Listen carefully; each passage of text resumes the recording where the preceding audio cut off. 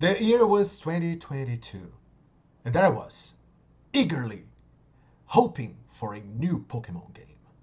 When it was finally released, there I was, eager to put my hands on it, to experience every single inch of that game.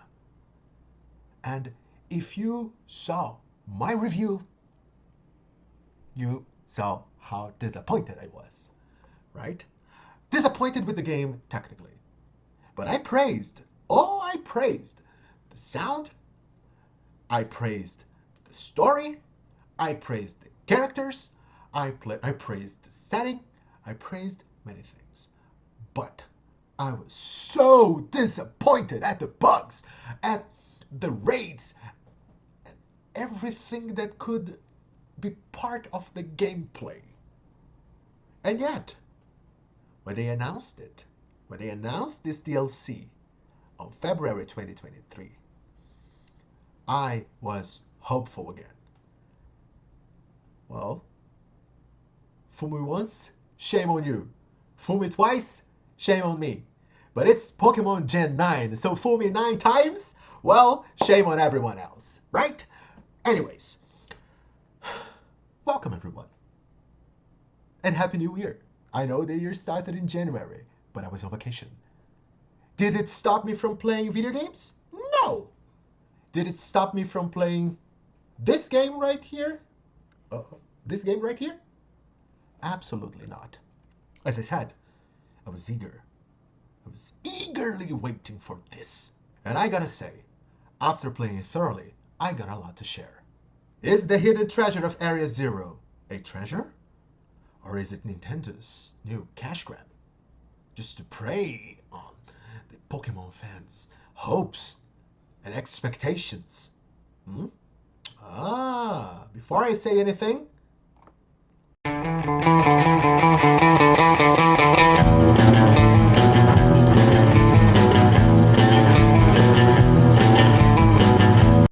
as I said before, if you watched my review of Pokemon Violet, then you know how I felt about this game, right?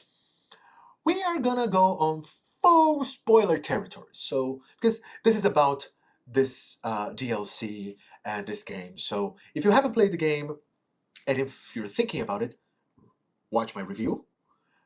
If you play the game and you're unsure about the DLC, know that I will go deep into spoilers right here. So, if you have played this game and want to know if you should buy this DLC, if you already have the game, then short answer, yes.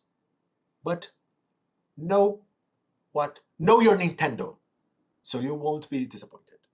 All right? Let's start. Let's start with basics. Is it good? That depends on what you consider to be good. Yes. When I first played Pokemon Violet, as I said, the music and the art style and also the story made a lot of sense. I was very happy. I love the Paldea Pokedex. I think the Pokemon designs are great. You know, so my biggest issue really was the technicalities. So many bugs, so many imperfections that we have to stop saying that, oh, Pokemon is going on the right direction. It's Gen 9. They had 8 generations filled with mistakes to learn. And yet, the games sell beautifully. So we have a strange way to say that they are wrong by buying their products, right? I know. It's such a hypocrisy. If some of you will say, oh, if you don't like it, then don't play it. Well, I'm a fan of the series because it's part of my childhood, you know. And I don't think I will stop believing in this game. I do think that if this game was as bad as Sword and Shield, then I would have dropped it to never return, to never ever return. But I think the lowest Nintendo has ever been, the Pokemon Company has ever been, was with Sword and Shield in every aspect. So I'm happy to say that I never felt Pokemon Violet was like Sword and Shield. But that doesn't mean they're excused by what they delivered, right? And they faced the backlash. And I think, in a way, they kind of fixed some of the bugs. And yet they're still happening. It's still awful to play raids. It's still awful. Raids are the worst aspect of this game. And if it wasn't something so, if it was something so meaty as part of the replay value of this game, then if it was just a detail, then I think it wouldn't bother me so much. But the fact that they still haven't fixed the raid system and still expect us to play it is just, mind-boggling, all right? So, to answer your question, no, they haven't fixed the raids. However, with the hidden treasure of Area Zero, raids are hardly what you should be looking for. You should be looking for if you're like hoping for new Pokemons with great stats that are going to be delivered via events and such. Not really events, sorry, like raid events and such. But this DLC gives us 2 maps to explore, 2 new full territories to explore, and on that, I think they delivered. I gotta say that the land of Kitakami is one of the most beautiful additions to this game. Not only to this game, but to any Pokemon game. I think the land of Kitakami not only has great music, but also a great aura surrounding it. When you go to Kitakami, you know that it's more than it meets the eyes. I don't know how many hours I spent only going through every inch of that place. The music, the music is so beautiful. And I gotta say that when they released the trailer, it was the least exciting for me because I was like, well, it's the hidden treasure of Area Zero. And yet, here I am going to a land that is so far from the Area Zero that I doubt it will have any major impact on all the mysteries that were there. And if you don't remember the mysteries, if you go to Area Zero, you will find stone tablets, you will find symbols, you will find a whole lab terrestrialized. You will find many things that can be considered mysterious and that entice our curiosity. So, when I first heard the name Hidden Treasure of Area Zero, I thought, well, we are going to be solving mysteries, right? You have no idea how many times I read Violet book. I read like all Heath's notes about his journey and of what happened, and I was like curious. So I wanted them to invest in the best aspect of the game, which is its story. Did they deliver? It's difficult to say, but I don't think so. And I'm going to start with the land of Kitakami. So technically speaking, the land of Kitakami is beautiful, right? They give us characters such as Carmine and Kieran. They introduce us. What is her name? What is her name? Briar. Briar. They introduce us Briar, who is a direct descendant of Heath, and she gives us the manuscript that Heath wrote. If you go to your Violet book, you will see that some of the words are like maybe erased, maybe blurred. I don't know the explanation to do it in game, but we cannot see some words. And this time she shows us the manuscript, and we are like, oh my god, she has Heath's manuscript. So maybe we will see more of what he wrote. Maybe we will see like more mysteries, more. I was so, my God, they had every RPG lover's dreams on their hands, and I think they kind of squandered when they did not go deep into it. Again, I think they had one of the most incredible plots in Pokemon history, and I gotta say, in RPG histories, I will say that Pokemon Violet's main plot was incredible, incredible.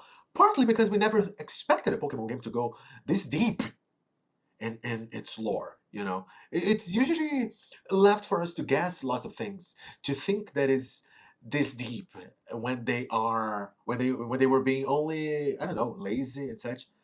And here we are with them being, I don't know if lazy or if being coward. I don't know which one I dislike the most.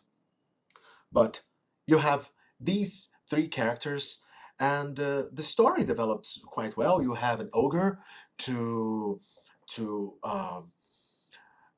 not only like capture but to interact. Because it tells the story of the ogre Pokemon, like Ogrepon, and talks about how these three evil, or like, yeah, I think they were evil, like three evil Pokemon came and made a mess of its life, her life, in case, because Ogrepon is a girl.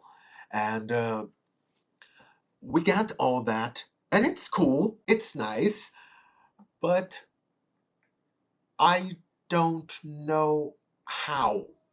I don't know how Ogrepon can terrestrialize its mask and become like that. It is never explained. Why Ogrepon? Why only her? You know, I think they give us more mystery, but we had mysteries enough, so it was time for answers. And I don't see them releasing another DLC to deal with those mysteries. Uh, it reminded me a lot of, I don't know if you people watched that series called Lost, which Season 1 was introducing us mysteries, Season 2 was giving us more mysteries, Season 3 was giving us even more mysteries, and nothing was really being solved. And people started to drop this series, and from Season 4 onwards, they decided to reduce the number of episodes and started to answer some of its mysteries, so people returned to watch. And that was the problem with the ending. Some people disliked it, I liked it, but I understand who disliked it. And I see this happening here, because it's not the first game to give us many mysteries and not solving it. But I was disappointed because I thought the writers knew where it was going, and it gave me a feeling that they did not. Yeah, but this is the first part of the DLC, right? So technically speaking, the land of Kitakami is beautiful. The song, the sound is amazing. The music is beautiful, but the story not that exciting. But your characters are there, and you know that they will have a huge participation on the second part, right? So, speaking of characters, talking about them individually, we have Kieran, we have Carmine, and we have Briar. Briar has great design, and she started giving us a very nice villainesque vibe, whereas Kieran and Carmine were very much polar opposites. They're siblings, and Kieran is shyer, whereas Carmine is more outspoken. But Carmine is kind of like an abusive big sister, and Kieran is a more of an introvert. Very nice characters, very, very, very well written characters.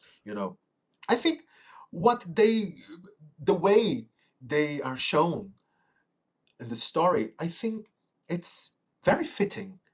And I wish the main plot was better for them to shine a bit more.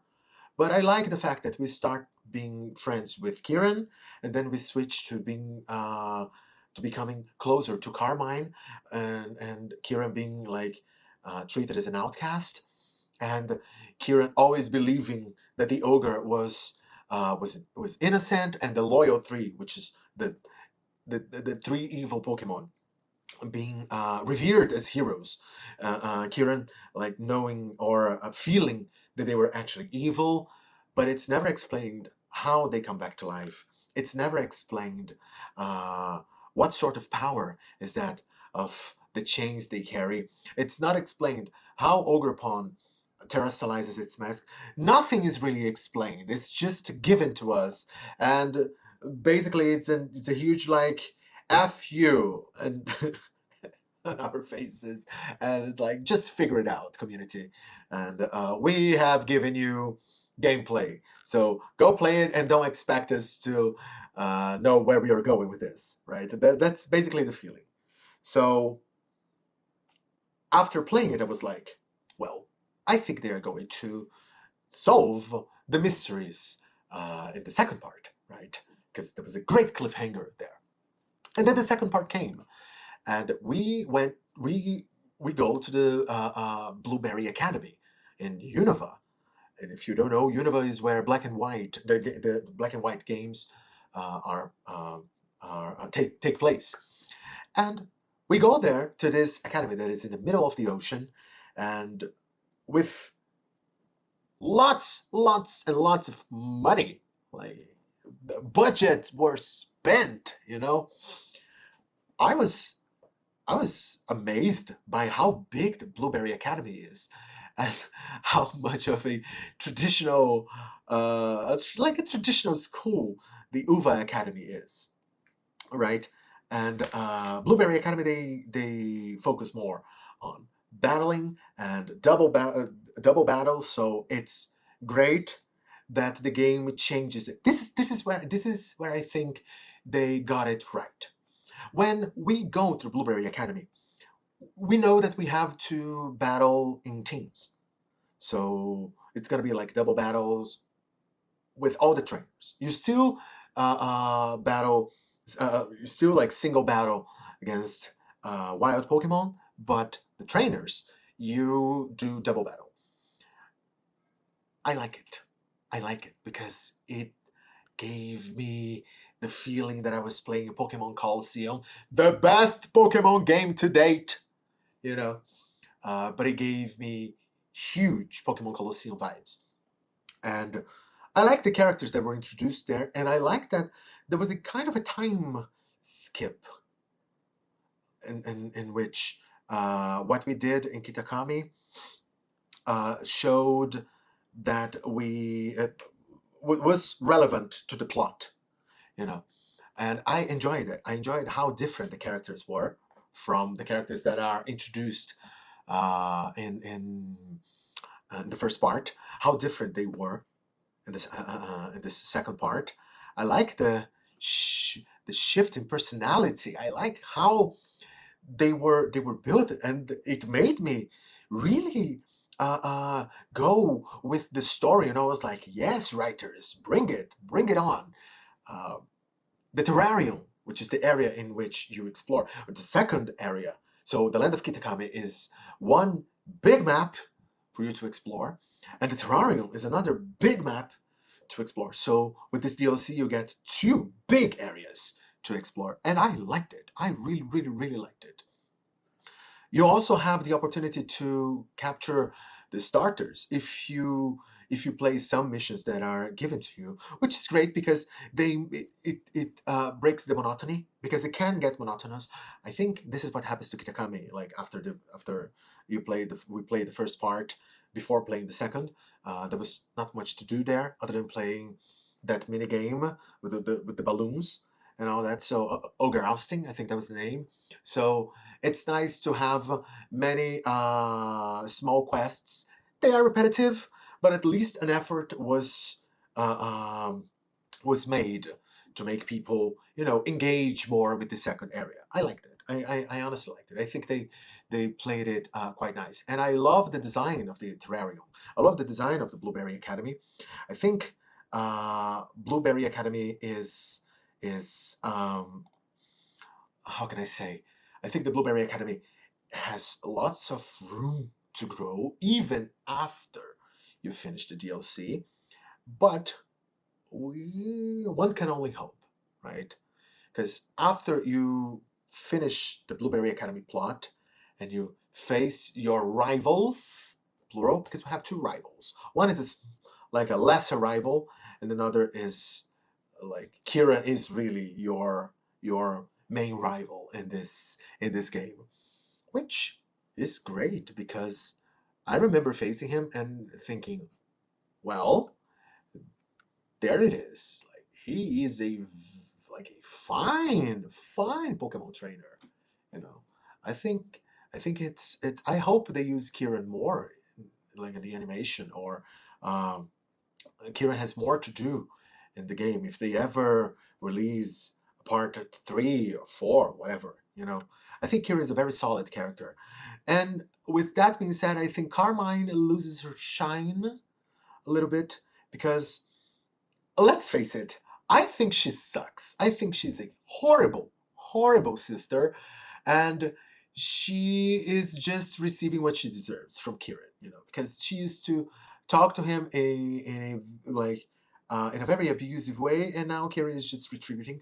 It's never fun to be abusive, but let's face it, Carmine was a capital BICTH.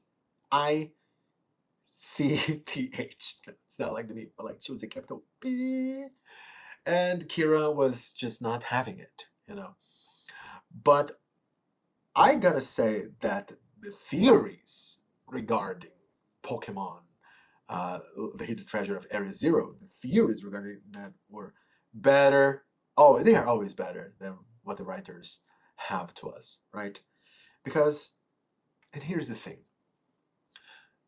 I thought that the Paradox Pokemon would have their lore better explained.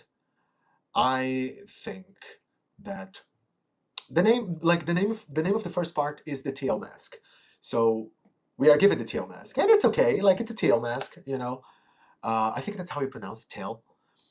The second part is named the Indigo disc, and when you were actually given the Indigo disc by Gita, we thought that Gita would be more participant in the plot. No, she just hands it to you like the Indigo disc, and we don't even know what really is the Indigo disc. She said, "Oh, like some shareholder had it, and we don't know what is it for." Like so lazy, so lazy. And here's the point in which I will lose my cool because when we finish the blueberry part, there we were going to the Area Zero, another expedition, with Carmine, Kieran, and Briar. Why not having our friends from the first part? I don't know. But I think Nevada was available. I think Arvin was available. I think Penny was available. We should have just called them. But no, we had to go with those three. When we first go to Area Zero, one of the best parts is that we see our partners walking beside us. They're not invisible. They're not just text lines. And here, we don't see Carmine, Kira, or Briar walking with us. We don't see that. We see when we get to the depths of Area Zero, and here we are. The time machine in the first game was never really explained, and we had so much room for that. We had unanswered questions. We had, what were those stone tablets? What were those symbols? Why do we have those symbols there in the game's art? Why do we have them? And we just go deeper into like Area Zero depths, and the music changes. That tune from Area Zero that is so nice. There's so much like Nier Automata that is so much like gives us those Westworld vibes or Nier Automata vibes. It gets even more mystical, even more mysterious. And we find we read like 1 or 2 entries of Professor Turo's journal. We go through that place, and then we find Terapagos. But what is Terapagos? I like the fact that Kieran, as being the best character introduced in this game, tries to capture because you stole the ogre from him, and he decides to capture with a Master Ball, to capture Terrapagos with a Master Ball. And I was like, yes, plot twists, nice. But suddenly, Terrapagos is like, goes berserk, and we have to fight it. And Briar is there reciting whatever evil monologue she has, but she's not even that evil. She's just, unethical, but like not really evil. Yes, like I think she had like a great idea. Let's bring these two kids, these two siblings, and put them in a life-threatening situation, and let me give my evil speech right here without showing nothing, without showing no evil at all. And I understand the ideas behind this, but the execution was so lacking, that it baffles me that this is where we got. This is what we got. Where and what we got. I was so disappointed because the stellar type was so like, what is this new type? What is all that? Oh my god! Like the trailers were like, people were speculating what the stellar type was. People thought it was cosmic. Well, stellar and cosmic are quite similar, but still, we were like thirsty for more, and I think we needed water after this. I remember the trailer giving us a dream, a crystallized dream that had no impact whatsoever to the story. The whole Area Zero depths was incredibly well thought, and yet it gave us nothing. It only gave us Terrapagos. It did not explain what Terrapagos was. It did not explain how it came to be. It did not explain how did it cause the terrestrialization effect. It did not explain anything. The hidden treasure of Area Zero is the hidden treasure of Area Zero answers. Nothing was answered. Nothing at all. They had a phenomenal plot. Right here. And they gave us nothing of plot. I don't understand. I really don't understand. Why is it so difficult to get a Pokemon game right? I don't understand. Why is it so difficult to be brave in storytelling? I don't understand it. Nothing about Paradox Pokemon. Nothing about the Loyal Tree.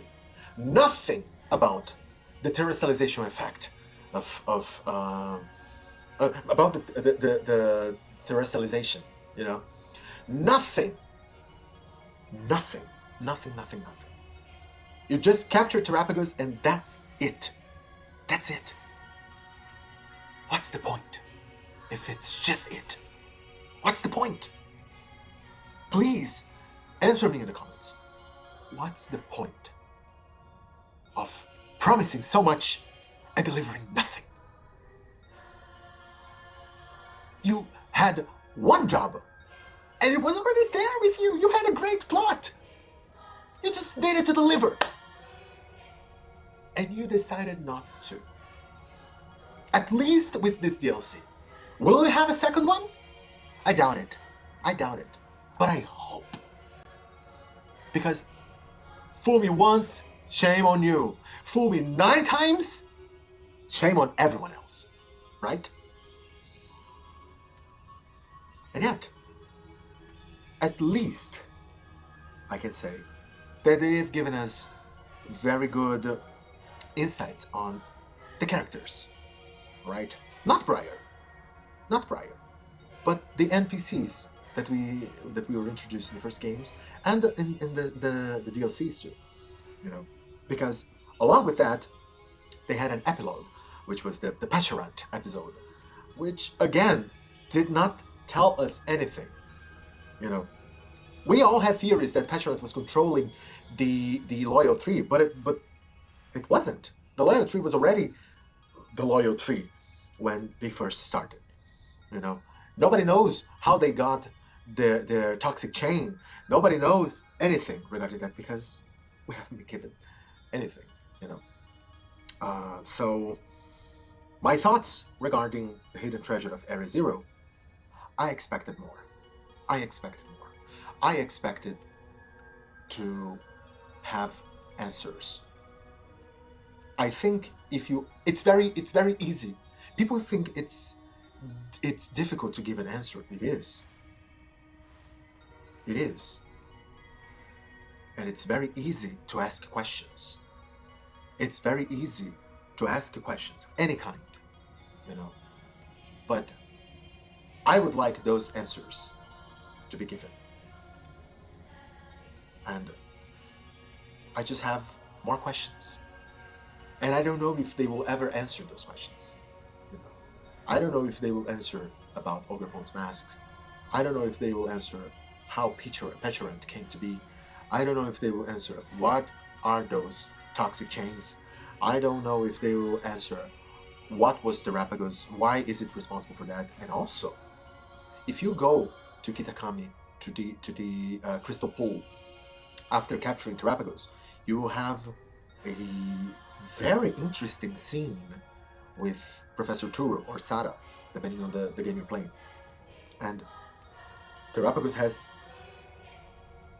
like, what? Time and space displacing abilities? What is Terrapagos? You know, like, let's stop being vague. Let's stop it. You know, just give answers. Anyways, with all that being said, do I recommend you this DLC? Yes, I do. I do recommend you. If you have Pokemon Violet or Scarlet, I recommend you. If you don't have the game, and will this DLC make you want to buy it? I don't think so. I don't think it's worth to buy this game just to, you know, like, end this DLC if you haven't been attracted to it prior. If you haven't bought it yet, then I don't think this is a strong enough reason to buy it, you know. I am just disappointed in how it could have been so much more, but they decided to be so less. They decided to be, like, less than we expected. How they decided to be less than it could have been.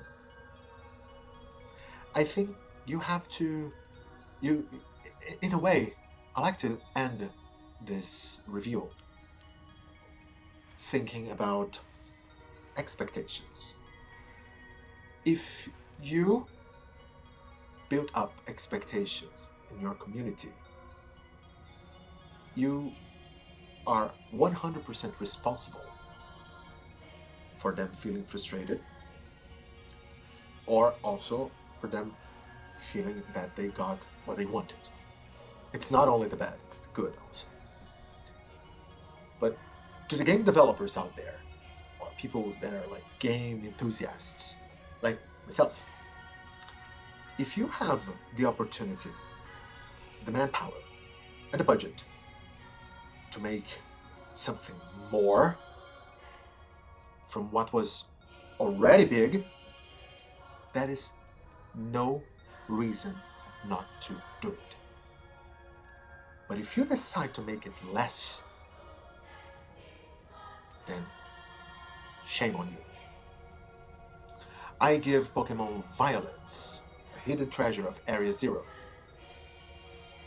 a 7.5. Thank you for watching. First review of the year. And what did you think? Do you agree with me? Do you think I was too harsh on it? Do you think I wasn't harsh enough? Leave a comment down below. Subscribe today. And also check out the channel for more content. I'll see you all. Bye-bye.